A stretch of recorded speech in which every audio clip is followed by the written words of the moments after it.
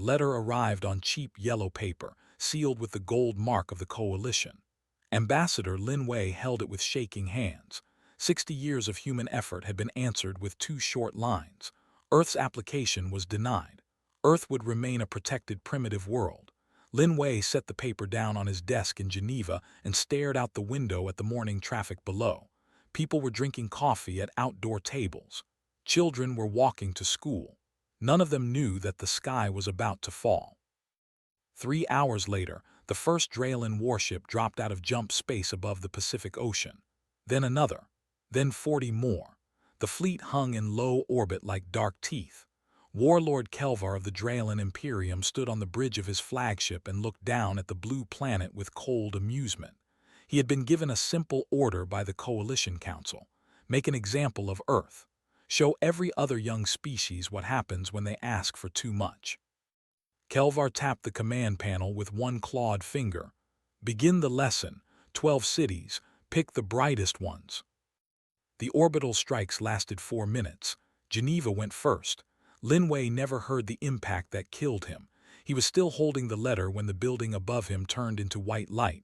Tokyo followed, then Lagos, then Mumbai, then Sao Paulo, then 8 more. The strikes were not random. The coalition wanted humans to watch their own cultural centers die. They wanted the survivors to feel small. Across the world, billions watched in frozen horror as their screens showed the mushroom clouds rising. Then the screens went dark. Every coalition signal flooded human networks at once. Warlord Kelvar's face appeared on every device, every billboard, every phone. His voice was calm and tired, as if he were teaching a slow child. People of Earth, your leaders asked for what they had not earned. This is the price of pride. Surrender all weapons, all military bases, and all space assets within 7 days. If you do, the rest of your cities will live. If you do not, we will return and finish what we started. The coalition has spoken. The signal cut out. Across the dying continents, people screamed and prayed and ran. Coalition observer ships moved into position to record humanity's response. They expected panic. They expected begging. They expected a broken species to send tearful messages of surrender within hours. Instead, Earth went silent. No transmissions left the planet. No leaders gave speeches. No military responded. Within 12 hours of the attack, every human communication channel that the coalition had been monitoring for 60 years simply stopped. The observer ships waited. 1 day passed, then 2, then a week. The silence was so complete that coalition scientists began to wonder if humanity had killed itself out of shame. They were wrong about that. They were wrong about almost everything. On the dark side of Earth's moon, deep inside a crater that no telescope had ever properly mapped, Captain Daniel Reyes pressed his forehead against the cold metal wall of an observation deck. His hands were shaking.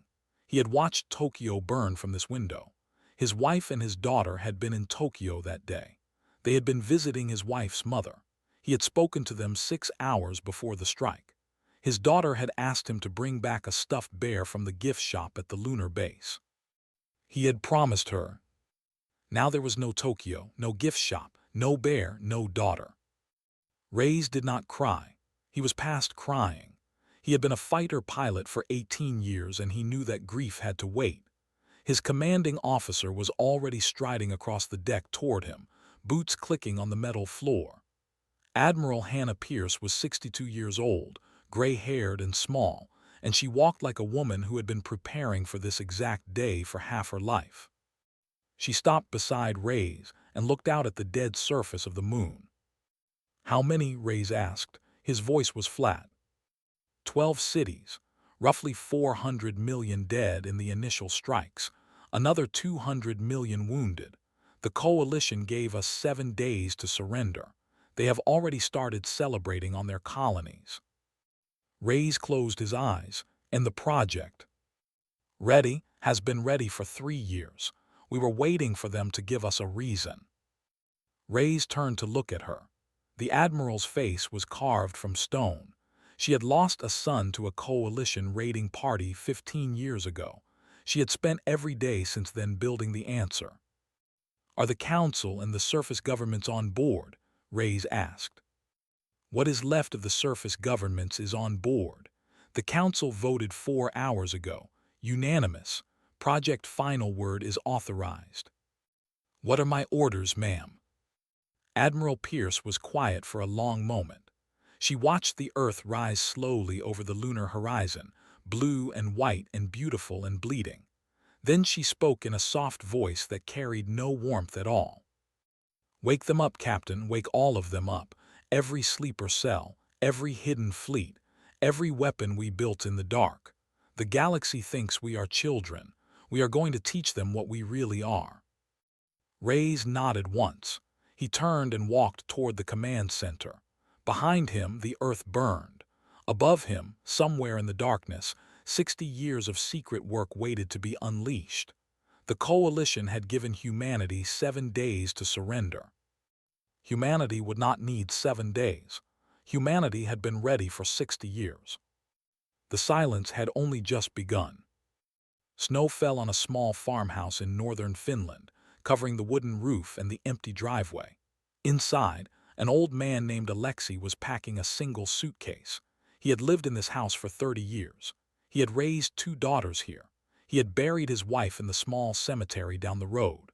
Now he was leaving without looking back. A coded message had arrived on his old radio 3 nights ago. 6 words in a language no Coalition translator could read. Alexei had memorized those words 40 years ago in a training camp deep in the Ural Mountains. He had hoped he would never hear them. He closed the suitcase, put on his coat, and walked out into the snow. He did not lock the door. He would not be coming back. Across the planet, thousands of people just like Alexei were doing the same thing. Teachers in Argentina, fishermen in Vietnam, office workers in Cairo, truck drivers in Texas. They were not ordinary people. They had only pretended to be ordinary people. For 4 decades, humanity had quietly built a hidden network of trained operatives, scientists, and pilots, scattered across every nation and even across some Coalition worlds. They had lived simple lives. They had paid taxes. They had attended birthday parties. They had waited. Now they were waking up. In the Coalition capital of Tessera, far across the galaxy, Speaker Alan stood before a council chamber filled with 17 alien delegates. He was an old member of the Brel species, with pale blue skin and 3 thin arms. He had spent his career studying young races. He had also spent his career being ignored by everyone in this room.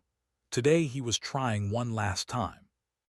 6 months have passed, Alan said. His voice was tired. Earth has not surrendered. Earth has not sent a single signal. Their planet sits dark. Their fleets have vanished from our scopes. This is not the behavior of a defeated species. This is the behavior of a species that is hiding something. The Drailan ambassador laughed. He was a large gray creature with armor plates across his face. "Hiding what, Speaker? A second moon, a magic sword. They are primates. They are crying in their caves. We crushed them in 1 afternoon." Several delegates chuckled. Alan did not smile. He pulled out a small data slate and placed it on the central table. "I have been collecting reports. 12 of my long-term observers on Coalition worlds have gone missing in the last 60 days. Not killed, vanished. Their families gone with them. Bank accounts emptied. Homes sold quietly. These were humans embedded as merchants and traders. We allowed them to live among us because we thought they were harmless." The chamber fell quiet. The Drailan ambassador frowned. "You are saying they had spies among us." "I am saying they had something among us, and whatever it was, they have called it home." The room exploded into argument. Some delegates demanded immediate strikes against Earth. Others wanted investigations. Alan watched them shout at each other and felt a cold weight settle in his chest. They were not listening. They never listened. 200 million kilometers from Earth, hidden inside a hollowed-out asteroid that no Coalition sensor had ever detected, Dr. Owen Hartley stood in a vast cavern of polished steel. The cavern was a shipyard. It held 47 warships, each one different from anything the Coalition had ever built. Hartley was a thin man with gray hair and tired eyes. He had been working on this project since he was 26 years old. He was now 68. Today, finally, he was finished. Admiral Pierce walked beside him along a metal walkway high above the floor. Below them, work crews were running final checks on the fleet. Welding sparks lit up the dark cavern like small stars. "How long until they are space-ready?" Pierce asked. "All 47 are ready now," Hartley said. "We finished the last engine calibration this morning. We also have 112 smaller strike vessels at the other 3 hidden yards. And the drones. We have 40,000 drones." Pierce raised an eyebrow. 40,000. Each one can think faster than any pilot in the galaxy. We let them share decisions across the swarm. They learn from each other in real time. The Coalition has never seen anything like them, because nothing like them has ever existed before. Pierce was quiet for a long moment. She watched a young pilot walk across the floor below, helmet under her arm. The pilot was Lieutenant Rachel Doyle. She was 24 years old. She had lost her entire family in the Mumbai strike. She had asked to fly the most dangerous mission in the fleet. Pierce had said yes. "Doctor," Pierce said softly, "you understand what we are about to do." Hartley nodded. He looked older suddenly. "I understand. This is not war. War has rules. War has prisoners. War has negotiation. What we are about to do has none of those things." "I know. The galaxy will remember this for 10,000 years. I know that too. I have made peace with it. The Coalition burned 12 of our cities to make a point. We are going to make a point in return. After we are done, no species in this galaxy will ever consider attacking a human world again." Pierce nodded once. She turned and walked toward the command tower at the far end of the cavern. Behind her, the fleet waited in silence, ready to move on her word. Above her, the Earth turned slowly in the void, dark and quiet and patient. The Coalition was still arguing in its golden chambers. The Draylen were still laughing in their barracks. They had no idea what was about to happen. The storm had finished gathering. The wind was about to start. A young Draylen shipyard worker named Hesh was eating a bowl of warm grain stew when the sky above Vesca Prime split open. He was sitting on a bench outside the orbital dock, watching the twin moons rise over the polished towers of his home colony. He had been daydreaming about asking his neighbor's daughter to a winter dance. He never finished the thought. The shipyard's master alarm screamed across the colony at the exact moment that 47 human warships dropped out of jump space, less than 2,000 kilometers above his head. Hesh dropped his stew. He stared up at the sky in pure confusion. The Coalition had told everyone that Earth was finished. The newscasts had been celebrating for 6 months. There were no human fleets. There could not be human fleets. And yet there they were, black and silent against the bright stars, falling toward the shipyard like a swarm of patient knives. Captain Daniel Reyes sat in the command chair of the lead vessel, the Sentinel. His face was calm. His hands were steady. He had spent 6 months training for this exact moment. Around him, the bridge crew worked in disciplined silence. No one cheered. No one shouted. They moved like surgeons preparing a body for the knife. "Range to target?" Reyes asked. 1,800 kilometers and closing, sir." Coalition response. 3 picket ships scrambling. Main defense fleet is at the far side of the planet. They will need at least 11 minutes to come around. "They will not have 11 minutes, Reyes said. "Launch the swarm." The Sentinel and its sister ships opened their underside hatches. 40,000 drones poured out into space like a black river. Each drone was the size of a small car. Each one was armed with a single high-velocity slug and a short-range cutting beam. They did not need orders from human pilots. They shared one collective mind across the swarm, deciding targets in milliseconds, redirecting around obstacles faster than any Coalition gunner could track. The Draylen called their enemies one at a time. Humans had decided to bring the whole hive. The picket ships fired their main guns at the swarm. The drones simply moved. They flowed around the energy beams like water around stones, never breaking formation, never slowing down. Then they reached the picket ships, and the picket ships came apart in 3 seconds each. Not exploded, came apart. The drones cut through their hulls in clean, precise lines, slicing reactors and bridges and crew quarters with cold efficiency. There were no boarding parties. There were no warnings. There was only the cutting. On the planet below, Hesh watched the picket ships die and started to run. He did not know where he was running to. There was nowhere safe on Vesca Prime. In the Coalition capital, Speaker Alan was woken by an aide who was shaking too badly to speak clearly. By the time Alan reached the council chamber, the holographic display in the center of the room was already showing the attack. The Draylen ambassador stood frozen in front of it, his armored face slack with disbelief. The image showed the Vesca Prime shipyards being dismantled in real time. Human warships were now firing their main weapons, and the main weapons were unlike anything the Coalition had ever recorded. The first human warship fired a relativistic projectile, a simple lump of dense metal accelerated to a fraction of light speed. No energy signature, no targeting beam. The Coalition's shield systems had been built over thousands of years to deflect plasma, lasers, and antimatter strikes. They had no defense against a rock moving so fast that it punched through the shipyard's main station and came out the other side, leaving a perfect circular hole through 3 kilometers of armored steel. The shipyard exploded. 46 Draylen warships under construction were vaporized along with it. The second human warship fired a beam weapon, but the beam was not light. It was something else, something that ignored the energy shields entirely, passing through them as if they were not there. The beam hit a Draylen defense platform, and the platform simply stopped existing. There was no debris. There was no flash. The platform was there, and then it was not. The third human warship did not fire at all. It deployed a flat disk, no larger than a dinner plate, which floated into the upper atmosphere of Vesca Prime. The disk began to hum. Across the planet, every Draylen military communication system went dead. Every targeting computer froze. Every command network collapsed. The colony's defenders were suddenly blind, deaf, and alone. Warlord Kelvar was on his personal flagship in the next star system, attending a victory feast in honor of his triumph over Earth.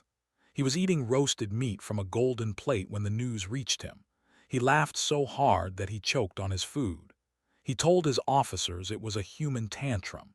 He ordered his fleet to remain at the feast and continue celebrating. He said the boys could clean up the mess in the morning. 23 minutes later, the door to his dining hall blew off its hinges. A human strike team, only 6 soldiers, walked in through the smoke. They had boarded his flagship through a stealth pod that had been hiding inside an asteroid belt for 3 weeks. They moved without speaking. Kelvar reached for his sidearm. He did not reach it in time. The lead human soldier stood over Kelvar's body and spoke a single sentence into her wrist communicator. "The Warlord is down, burn the rest." By dawn the next day, 3 Draylen colony worlds had gone silent. Not conquered, silent. The Coalition had been searching its star maps for any sign of resistance. What it found instead was emptiness where its colonies used to be. The galaxy began to understand, for the first time, that the silence from Earth had not been surrender. It had been preparation. Rain fell on the marble steps of the Coalition Council building for the first time in 200 years. The weather grid had failed at midnight, and no one could restart it. Workers in soaked uniforms ran across the plaza, trying to keep visiting delegations dry. Inside the great chamber, every seat was filled. Every species in the Coalition had sent its most senior officials. The mood was not anger. The mood was fear.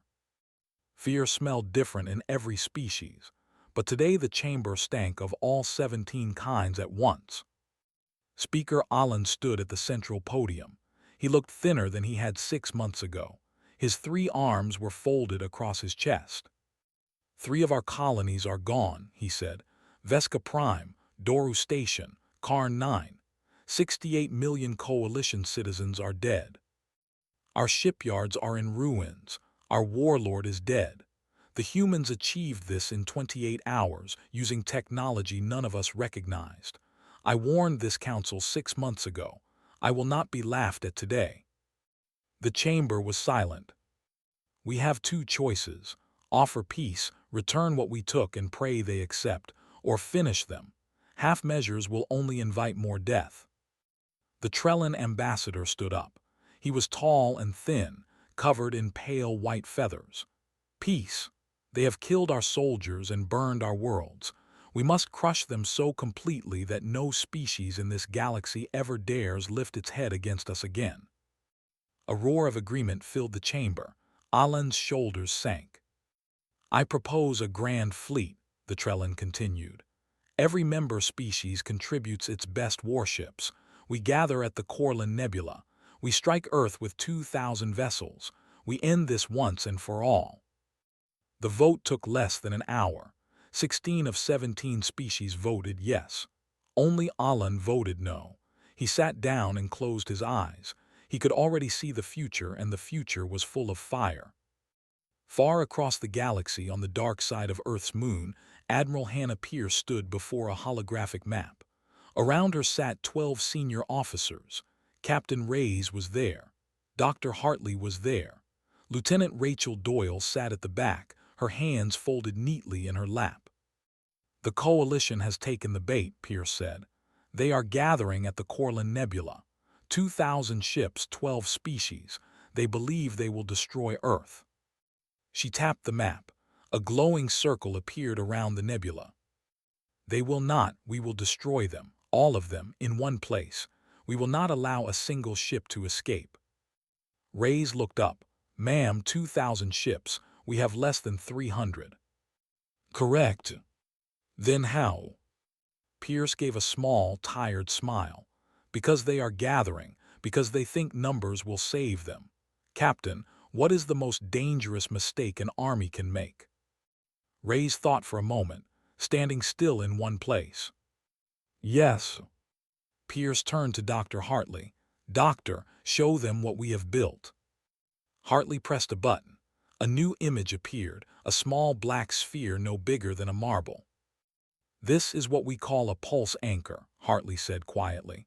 It does not explode. It does not burn. When activated, it collapses the local jump space field in a radius of 600,000 kilometers. Inside that radius, no ship can jump. No ship can send faster than light signals. No ship can leave. He pressed the button again. The image showed 20 spheres in a ring. 20 of these, deployed by our stealth platforms, will create a sealed pocket around the entire coalition fleet. Once activated, that fleet will be trapped. They cannot run. They cannot call for help. The room was very quiet. Lieutenant Doyle raised her hand from the back. Ma'am, permission to ask a question. Granted. Who deploys the anchors? Pierce looked at her for a long moment. Doyle was 24 years old. She had lost her mother and her 2 younger brothers in the Mumbai strike. You do, Lieutenant.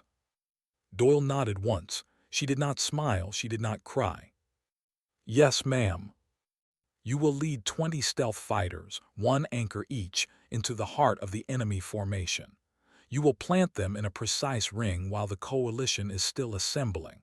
Then you will pull back, and our main fleet will close the trap. The coalition will not know they are caged until the cage is locked. Reyes spoke quietly. Ma'am, survival odds for the stealth team. Pierce did not answer at first. Then she said, Lieutenant Doyle has run this simulation 1,100 times. Her best score is 40% survival. Her average is 15. Doyle did not flinch. She looked straight ahead at the map. It is enough, ma'am, she said softly. It will be enough. Pierce nodded slowly. She turned back to the map and traced the path of the trap with one thin finger. The officers around her watched in silence. Outside, the lunar landscape stretched gray and empty under a black sky full of stars. Somewhere out there, the coalition was assembling the largest war fleet in galactic history. Somewhere out there, 2,000 crews were eating their last meals without knowing it. The plan was set. The trap was waiting. The galaxy was about to learn what humans did when they had time to think. A Trellan signal officer named Vesca was eating a small fruit at her station inside the Corland Nebula command ship when she noticed the strange reading on her screen. The nebula was beautiful from her viewport, full of slow pink and gold clouds, lit from within by old dying stars. The fleet around her was the largest gathering of warships in Coalition history. 2,000 vessels, drifting in tight formation, waiting for the order to jump toward Earth. Vesca had been proud to be assigned to this fleet. Today she would help end the human problem forever. She bit into her fruit and looked at her screen again. The reading was gone, probably a sensor glitch. She made a note of it and went back to her snack. She would be dead in less than 90 minutes. Lieutenant Rachel Doyle held her breath as her stealth fighter slid through the nebula's outer cloud layer. Her ship was painted with a coating that absorbed every kind of scanning beam the Coalition used. She was flying with engines at minimum thrust, drifting more than flying. Around her, 19 other stealth fighters did the same. Each pilot carried one black sphere in the cargo bay. Doyle spoke into her helmet microphone, her voice barely above a whisper. Marker positions confirmed. Beginning deployment in 3, 2, 1, release. 20 stealth fighters released their anchors at the same moment. The small black spheres drifted outward into space, finding their preset positions on autopilot. None activated yet. They simply waited, scattered around the Coalition fleet in a wide, invisible ring. Anchors are placed, pulling back. The stealth fighters reversed thrust and began their long, quiet retreat. The Coalition noticed nothing. Vesca finished her fruit. The Trellan admiral on the flagship's bridge gave the order for final jump preparations. 40,000 kilometers away, hidden behind a dense gas cloud, Captain Daniel Reyes watched from the bridge of the Sentinel. Around him, the human fleet floated in silence. 293 warships. They were outnumbered 7-1. They were also exactly where they wanted to be. Reyes touched his earpiece. Doyle, status. Anchors placed, sir. Returning to formation. Well done, Lieutenant. Get clear. Reyes turned to his weapons officer. Activate the anchors on my mark. The officer nodded, finger hovering above the panel. Reyes stared at the holographic display. The Coalition fleet glowed in red, 2,000 small triangles packed close together. He felt no joy. He felt nothing at all. Mark. The weapons officer pressed the button. The 20 anchors activated as one. A vast, invisible sphere of collapsed jump space wrapped itself around the entire Coalition fleet. Inside the sphere, every communication signal died. Every navigation system went blind. Every jump engine shut down automatically. On the Coalition flagship, the Trellan admiral stood up from his command chair. His feathers were ruffled. The screens around him were full of red warnings. What is happening? Why can we not jump? A young officer ran up to him. Sir, we are trapped. Something has collapsed jump space around us. We cannot escape. We cannot call for help. The admiral turned slowly to look out his viewport. There, emerging from behind the nebula's gas clouds, came the human fleet. 300 dark ships in a tight wedge formation. They were not running. They were coming straight in. The Battle of Corland Nebula began 9 seconds later. The human fleet did not waste time. The first wave of relativistic projectiles tore through the Coalition formation like a hailstorm through wet paper. Whole rows of warships were punched apart before their gunners could target the source. The drone swarms came next, 40,000 of them, pouring into the formation from every angle at once. The Coalition's gunners had been trained to fight ship-to-ship duels. They had no doctrine for fighting a thinking cloud. Inside the formation, Doyle's stealth squadron had not pulled back to safety. They had pulled into the heart of the enemy. While the main human fleet pressed the outer ring, Doyle led her fighters straight at the Trellan flagship. She did not carry weapons large enough to destroy it. She carried something better, a small device that Dr. Hartley had built, a device that would take control of the flagship's targeting computers and turn them against the ships around it. Doyle landed her fighter on the flagship's outer hull. She blew through the maintenance hatch with a single charge. She ran through corridors as Trellin crew members fled past her in panic. They did not even try to stop her. They were too busy trying to survive. She reached the targeting core in 4 minutes. She placed Hartley's device against the main console. She activated it. She ran. The flagship's massive guns spun in their mounts. Then they began firing on every Coalition ship within range. By the time Doyle's fighter cleared the hull, the Coalition formation was tearing itself apart from within. Trellin ships shot Draylen ships. Draylen ships shot Brel ships. Confusion became panic. Panic became slaughter. Captain Reyes watched the chaos unfold from the Sentinel. His face was still calm. He keyed his fleet-wide communicator and spoke the order that would be remembered for 10,000 years. No survivors, no messages, let them wonder. 9 hours later, the Corland Nebula was empty of Coalition ships. 2,000 vessels were gone. Not a single one had escaped to tell the tale. The galaxy was waiting for news. The news never came. A farmer on a Brel colony world stopped his plow at the edge of his field and looked up at the sky. He had been working since sunrise. His back hurt. His hands were dirty. He was thinking about the bread his wife would have ready for him when he came home. Then a light flashed across the sky, brighter than the morning sun, and a voice spoke from every speaker on the planet at once. The voice spoke in his language, calm and clear, as if it had always known how to find him. Earth is not a member of your coalition. Earth is not your equal. Earth is your warning. The farmer dropped his plow. He sat down in the dirt. Every coalition world received the same message that morning. Every species heard it in their own tongue. Before the message played, the broadcast showed something else. It showed Warlord Kelvar's final moments, captured by a human helmet camera. The Warlord reaching for his weapon. The Warlord falling. The Warlord dying in his own dining hall, surrounded by spilled food and broken plates. The Coalition had spent 6 months celebrating that Warlord as a hero. Now they watched him die on every screen, in every home, on every world. The reaction across the galaxy was not anger. It was fear of a kind that civilizations rarely felt. The Coalition had lost a grand fleet of 2,000 warships without receiving a single distress call. 3 colony worlds had gone dark in a single night. Their warlord had been killed inside his own flagship, and humanity had not even bothered to issue demands. Within a week, the Coalition began to fall apart. The Draylen Imperium collapsed first. Its colonies refused orders from a capital that no longer had a fleet to enforce them. Local governors declared independence. The Trellin species recalled every ambassador and sealed its borders. The Brel Council voted to dissolve itself. One by one, the 17 species of the Coalition pulled back into their own systems. They stopped talking to each other. They stopped trading. They were too afraid that any signal might attract human attention.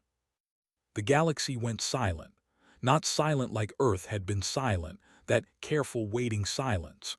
This was the silence of a child who had learned not to make noise in the dark. Speaker Alan was the only Coalition official who refused to hide.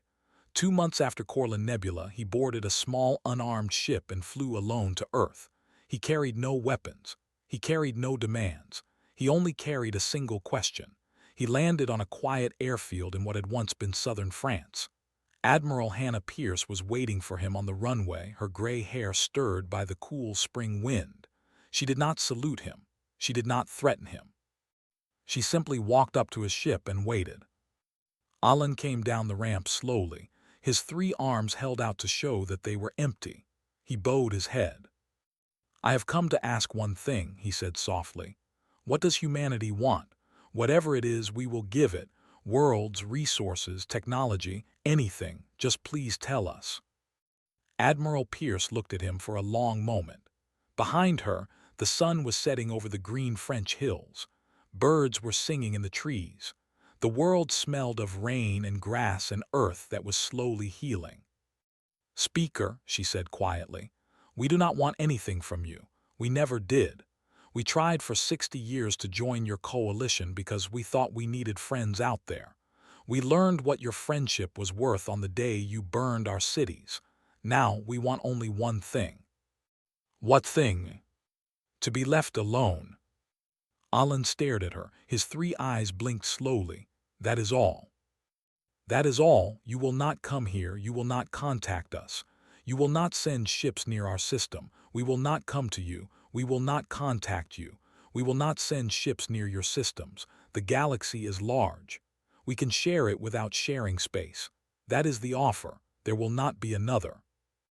Alan thought about it for a long time. Then he bowed again, deeper this time.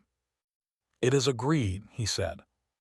He climbed back into his ship and flew away. He never returned. No coalition representative ever set foot on Earth again. No human ship was ever seen in coalition space after that day. The two civilizations passed each other in silence for the next 1,000 years, like two strangers in a dark hallway who had decided, mutually, never to look at each other directly.